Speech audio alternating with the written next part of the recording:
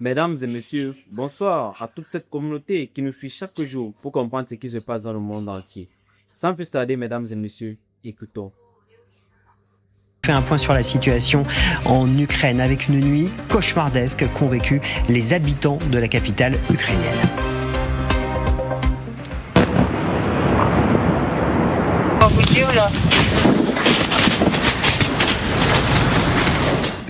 La Russie a lancé cette nuit l'une de ses offensives les plus massives qu'elle n'ait jamais faites sur la capitale ukrainienne la nuit dernière. Marianne Kotonov, vous êtes l'envoyée spéciale de TF1 LCI. On vous retrouve sur place. Nuit extrêmement difficile, extrêmement dure pour les Ukrainiens. Oui, beaucoup de dégâts ici. Nous sommes dans un quartier à 7 km, vraiment du cœur de ville. Et regardez autour de vous, eh bien, cet immeuble a été notamment très touché. Tout est tombé. Les déblayeuses sont là actuellement et sont au travail pour déblayer tout ça. Et puis, il faut savoir que sur un périmètre de 400 mètres, eh bien, toutes les vitres ont été soufflées. Donc, beaucoup de dégâts ici. On a vu, eh bien, des gens qui errent dans les rues parce que, eh bien, ils ne peuvent pas encore rentrer dans leur appartement. Soit ils risquent de s'effondrer, soit il est complètement brûlé, détruit. Vous le voyez, les dégâts sur les images que vous montre Loïc Gorgibus. Toutes les associations ici sont bien sûr sur place pour aider les habitants. On a croisé des babouchkas qui sont là avec des petits sacs de provisions qui vont rentrer chez elles, du moins essayer, parce que regardez, de l'autre côté de la rue, eh bien, il y a déjà des volontaires qui sont en train de préparer des panneaux de contreplaqué pour mettre aux fenêtres. C'est une nuit, vous le disiez, qui a été très compliquée pour les Kieviens. 125 drones, 108 ont pu être abattus parce que les Ukrainiens ont toujours des drones intercepteurs. En revanche, sur 41 missiles qui ont été lancés sur la capitale, 41 quand même, 23 ont réussi à atteindre leur cible parce que, et ça les Russes le savent, les Ukrainiens manquent maintenant de missiles patriotes pour justement intercepter les missiles. Et grâce à vous, on voit effectivement tous ces dégâts avec ces missiles balistiques. Il y a une autre inquiétude qui commence à grandir aussi chez les Ukrainiens, c'est ces annonces des Russes, en tout cas du pouvoir russe, de vouloir recruter 500 000 nouveaux soldats d'ici l'automne prochain. Oui, on a vu ça effectivement. Donc c'est des informations qu'ont les Ukrainiens depuis bien sûr les services secrets. Et ce qui inquiète les Ukrainiens, c'est que justement les Russes, avec ces renforts, peuvent non seulement les envoyer sur le front de l'Est, là où la situation est déjà très compliquée pour les soldats ukrainiens, mais peuvent aussi ouvrir un autre front. On sait notamment qu'il y a déjà beaucoup de soldats russes qui sont stationnés en Biélorussie.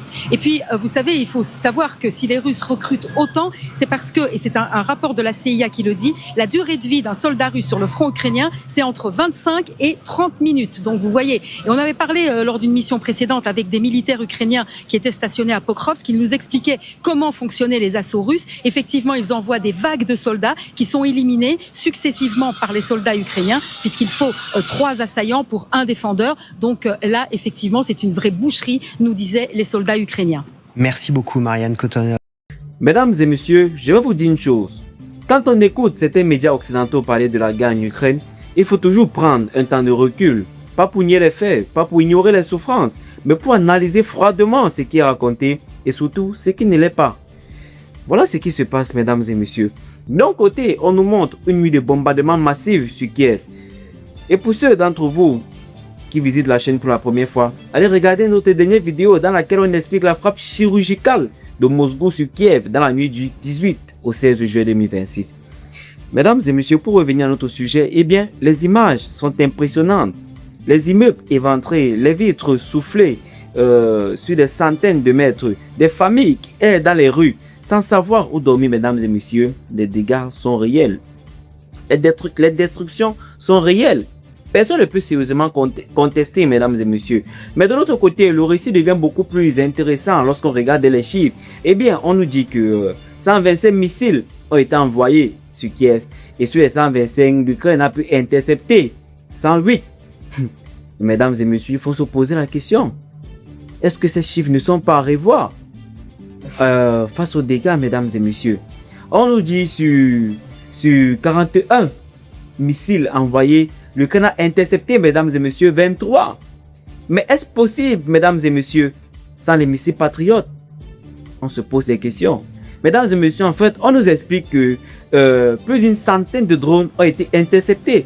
On nous explique également qu'une partie importante des missiles ont été détruits en vol. Pourtant, lorsqu'on observe les dégâts au sol, lorsqu'on regarde l'étendue des destructions, lorsqu'on écoute même les témoignages venant de Kiev, une question se pose naturellement.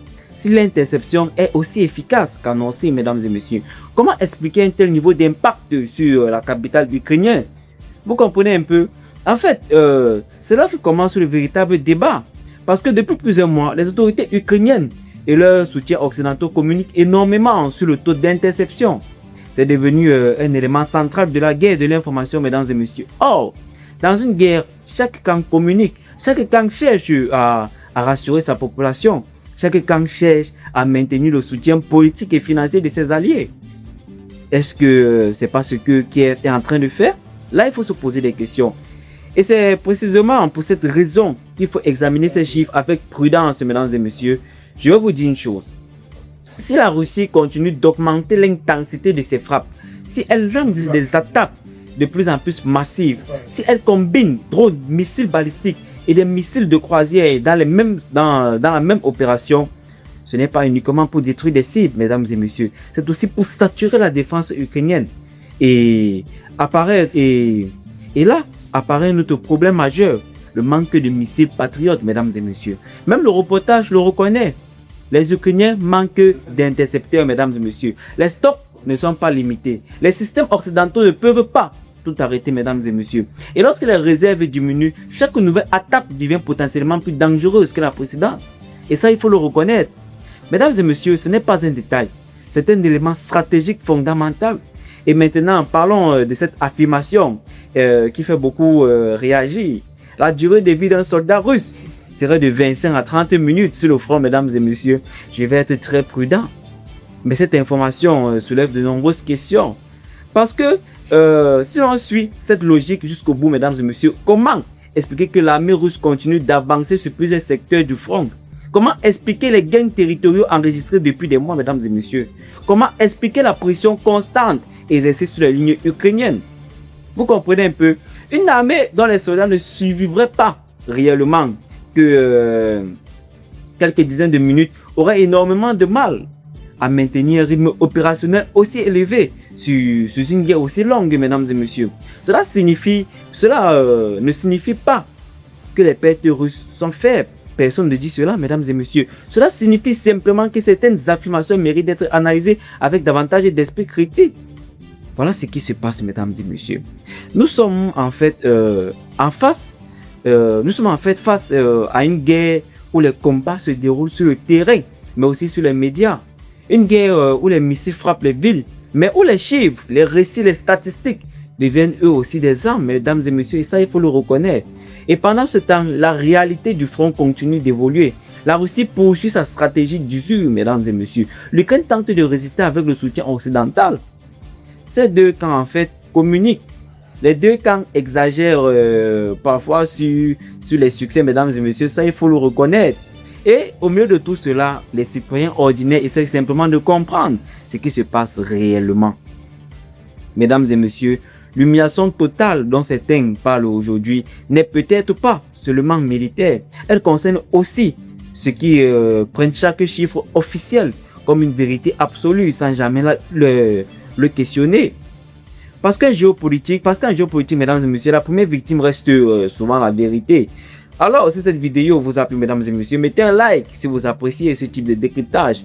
Abonnez-vous pour ne rien manquer de l'actualité et surtout, restez connectés, mesdames et messieurs, parce que dans la prochaine vidéo, nous allons analyser les véritables conséquences stratégiques de ces frappes massives sur l'équilibre militaire entre Moscou et Kiev.